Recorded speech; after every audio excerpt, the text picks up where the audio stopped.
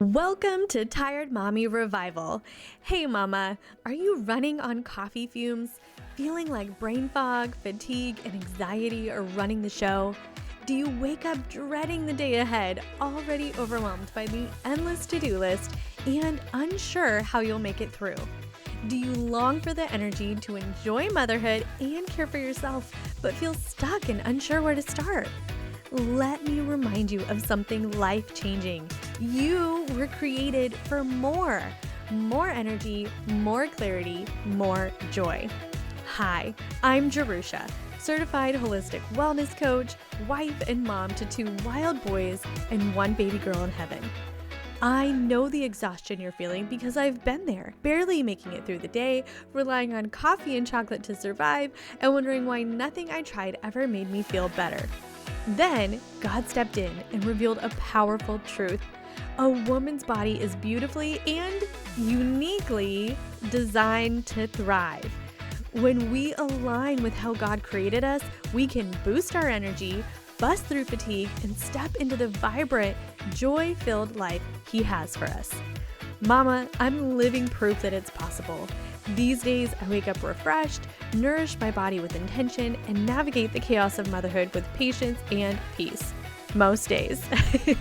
And I want to help you do the same. If you're ready to swap exhaustion for energy, brain fog for clarity, and guilt for grace, you're in the right place. Each week, we'll dive into practical strategies, faith-filled truths, and empowering tools to renew your health, body, soul, and spirit. Are you ready for this? Let's do it, mama. Today, we're diving into one of the most hyped and misunderstood macronutrients out there, protein. Let's just get this out of the way. Snacking on your toddler's cold chicken nuggets? Not enough protein.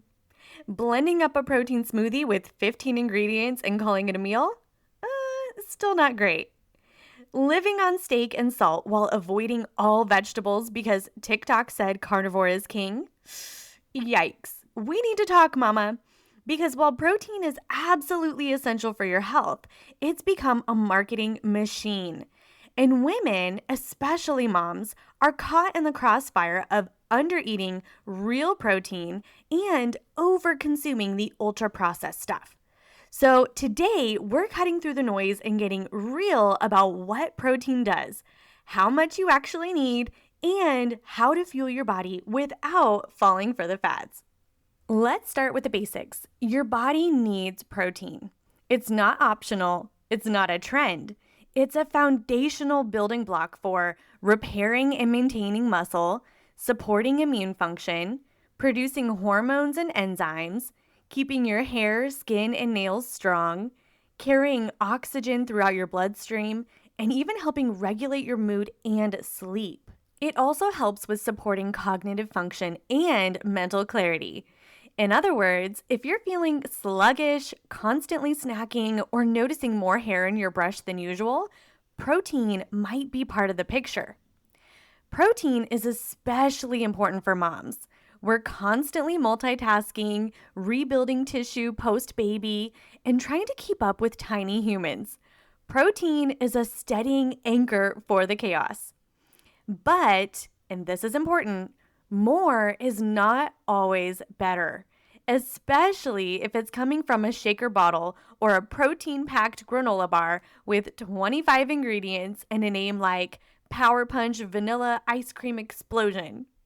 Where you get your protein from matters a lot. So what does a protein-rich day look like? Let's be honest.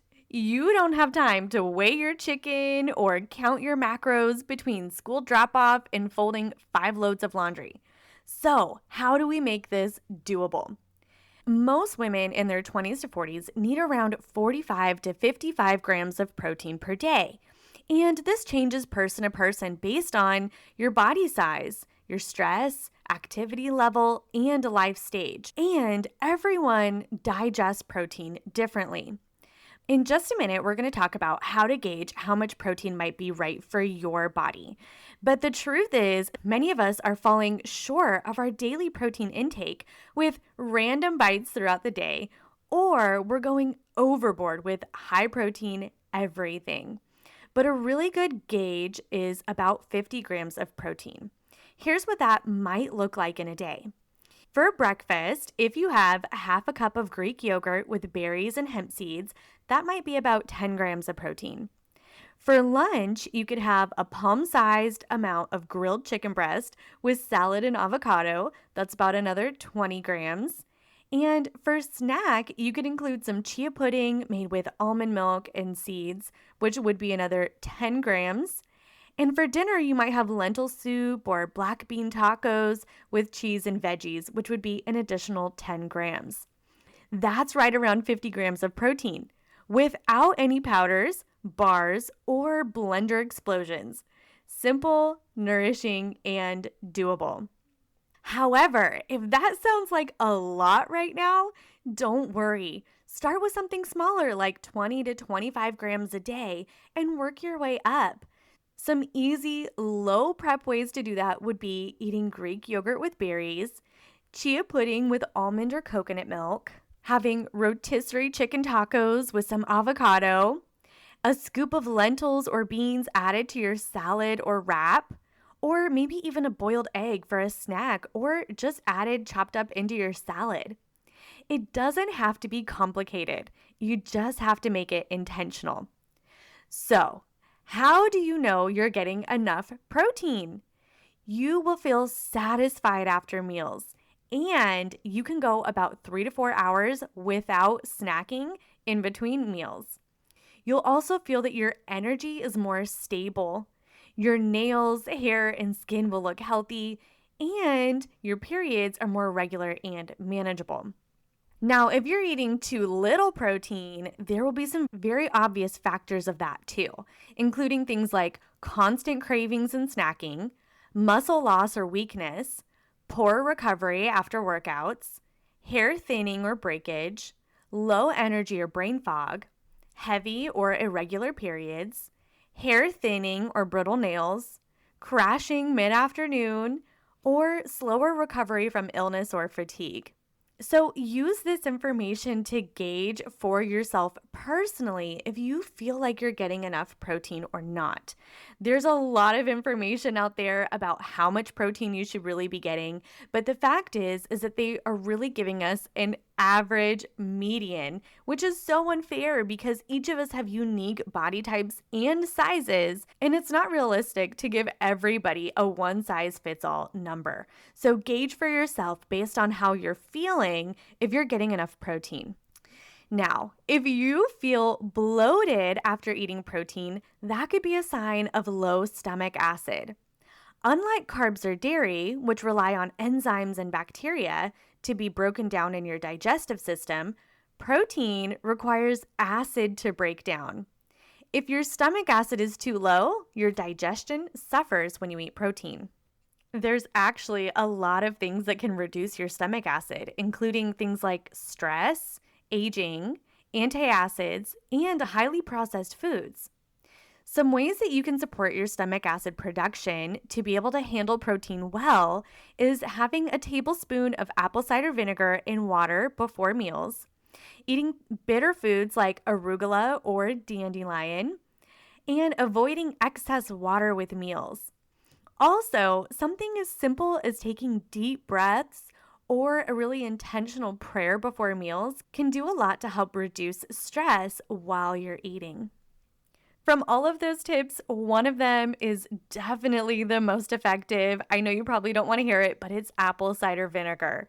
Now, don't feel like you have to do a shot of apple cider vinegar because even though I know that was popular years ago and it probably still is in some places, it's really awful experientially and taste-wise to do that to your body. So make sure you mix it in with something like a glass of water or even maybe a flavored electrolyte powder to help cover the taste a little bit.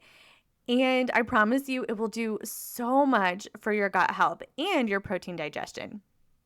Now, let's talk about the billion-dollar beast in the room, the protein supplement industry.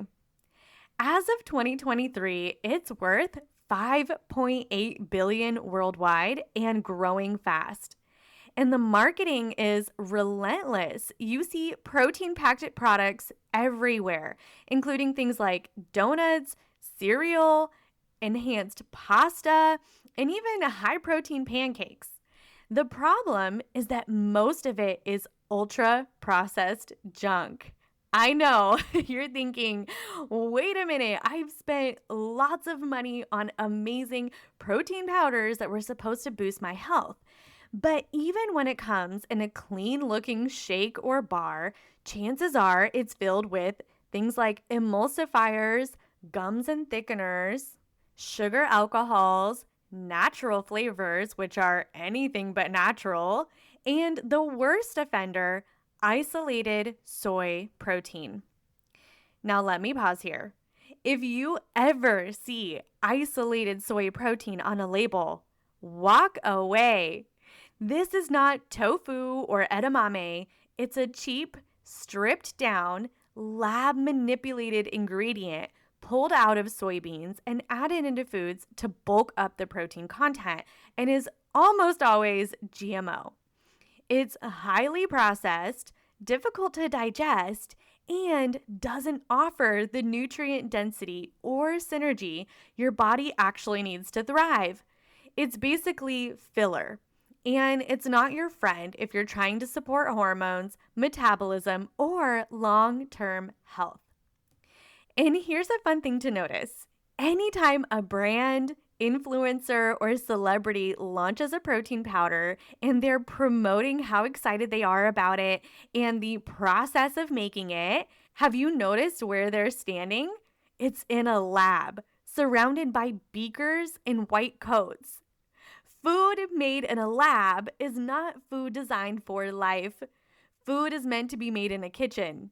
Real, whole, God made ingredients don't need to be synthesized in a sterile room with industrial equipment.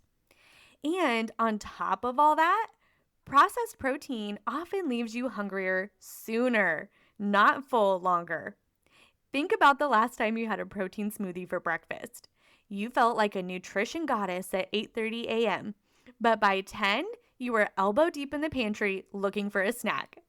That's because liquids digest faster than solids. Ultra processed proteins don't trigger the same satiety signals as real food. And many of them even cause blood sugar to dip quickly after the initial spike, making you crave carbs or more food shortly after. If you're starving an hour after your protein drink, it's not your willpower, it's your body saying, hey, that wasn't real food. But if you must use a protein powder occasionally, here's what to really look for. Look for something plant-based like pea protein, pumpkin seed, and hemp. Make sure that it's low carb and low sugar, and that they're whole food ingredients you recognize. Also, make sure that they're naturally sweetened with things like dates or monk fruit or stevia. And make it the backup plan, not the go-to resource for your everyday protein. So let's talk about some different types of protein, because while we might all immediately assume that protein comes from meat, plant-based protein can absolutely support your health when it's approached with wisdom. In fact, the very beginning of the Bible points to a plant-based diet as the original provision for nourishment. Before meat was permitted, after the flood in Noah's time, people received their nutrients, including protein, from the plants God created.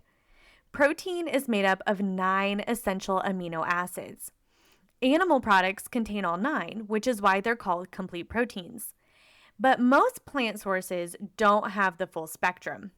But when combined intentionally, like beans with rice or lentils with whole grains, they can create a complete amino acid profile. With the right pairings, a plant-forward diet can absolutely meet your body's protein needs and support vibrant health. Here are some examples of complete plant protein combos: beans and rice, lentils and quinoa, hummus, and whole grain pita. Some of the top benefits of plant-based proteins versus meat are: number one, they support your gut health. Plant proteins come naturally packed with fiber, which supports digestion and a healthy microbiome, something that meat doesn't offer. It also fights inflammation.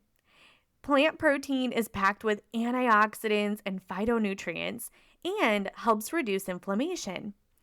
On the other hand, you run the risk with processed meats actually increasing inflammation. It also protects your heart. Plant proteins are lower in saturated fat and cholesterol, making them a heart healthy option, especially important for women in midlife. They lower chronic disease risk because studies show plant protein helps reduce the risk of heart disease, diabetes, and some cancers when swapped in for animal protein. And a lot of that has to do with the quality of protein that we have nowadays. It also boosts nutrients. Lentils, beans, and seeds are rich in vitamins, minerals, and antioxidants, supporting energy, hormone balance, and cellular repair in a unique way. They're also just generally cleaner for your hormones. Whole food plant proteins are free from added hormones and antibiotics, often found in conventional meat, which helps lighten the toxic load on your body. Now, if you're not 100% plant based, that's fine. Combine your plant proteins with a bit of animal protein or dairy for even more balance. They're both good for you. But the benefits of plant based protein is that number one, it's cheaper, which is always a mom win, and there are tons of great ways to enjoy it as a family. Maybe try incorporating something like meatless Mondays to get more plant protein into your diet. I almost guarantee your family won't miss the meat. Trust me, it's all in your head that you need meat on your plate. Our family favorite meals include things like lentil tacos, black bean soup, and red lentil curry. Okay, let's talk about the opposite end of this protein spectrum, which is the carnivore diet. If you've ever tried this all meat, no plants approach, you may have noticed you felt better at first. A lot of women do. Why is that?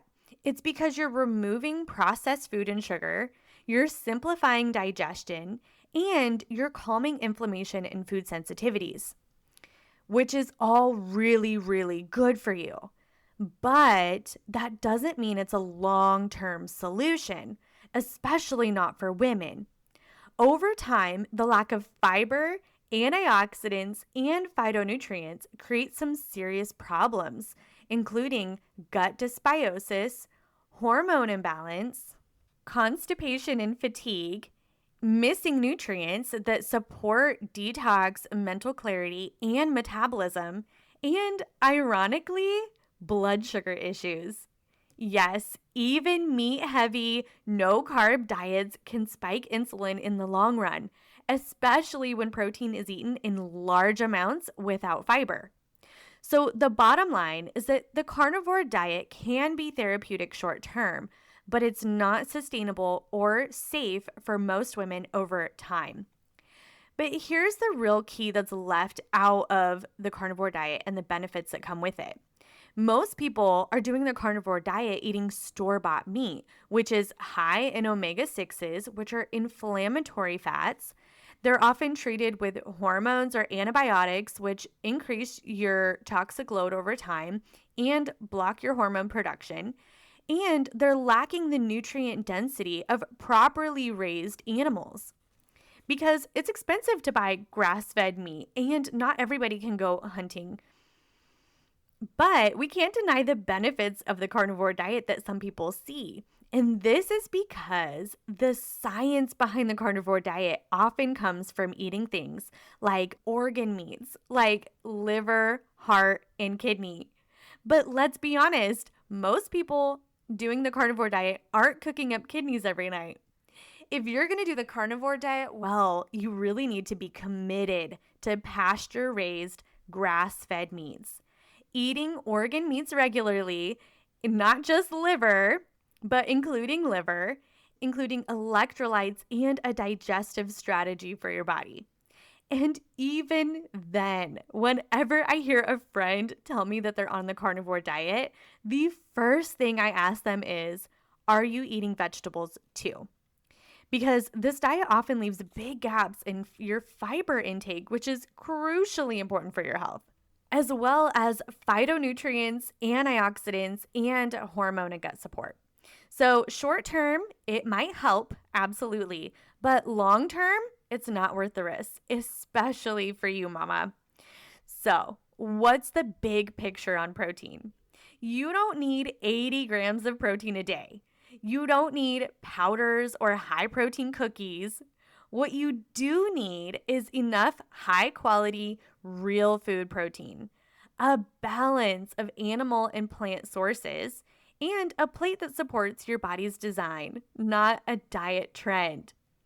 According to the World Health Organization, most adults need around 1.83 grams per kilogram of body weight. For the average woman, that's about 45 to 55 grams per day. Of course, if you're in a different stage of life, like pregnant or breastfeeding, if you're over the age of 70, or if you're highly active or lifting heavy weights regularly, strenuously on your body, then you might need more. But if you're a busy mom trying to stay sane and eat well, 50 grams a day is a good target. And you can hit that with real food. You don't need a powder that tastes like liquefied birthday cake. Protein is powerful, but it doesn't need to be overcomplicated. The goal is not to obsess over grams or build your whole diet around powders or bars. The goal is to nourish your body through real food, thoughtful combinations, and rhythms that align with how God actually designed you to thrive. Now, next week, we're busting another big myth. We're talking about fat, from feared to essential. We're going to unpack why fat is not the enemy, why low-fat diets failed us, and how the right fats can support your hormones, brain, skin, and metabolism. Mama, if this episode helped you feel more clarity around protein, would you share it with a friend or post it in your stories? Let's keep spreading food freedom and wisdom, one mama at a time. Until next time, stay nourished, keep it real, and remember, you were made for wellness. Mama, I hope this episode blessed you and reminded you that you were beautifully and uniquely made to thrive. If today's conversation spoke to your heart, I'd love for you to take a moment to leave a rating and review. Not only does it encourage me, but it helps more tired mamas discover the hope, healing, and energy they've been searching for. You're not in this alone. Make sure to hit subscribe so you never miss an episode. Together, we'll reclaim your energy, renew your health, and revive your spirit, one step at a time. Until next time, remember, you are beautifully designed by God to live with energy, clarity, and joy. You're not just surviving, mama. You're stepping into the vibrant life you were created for. I'm cheering you on.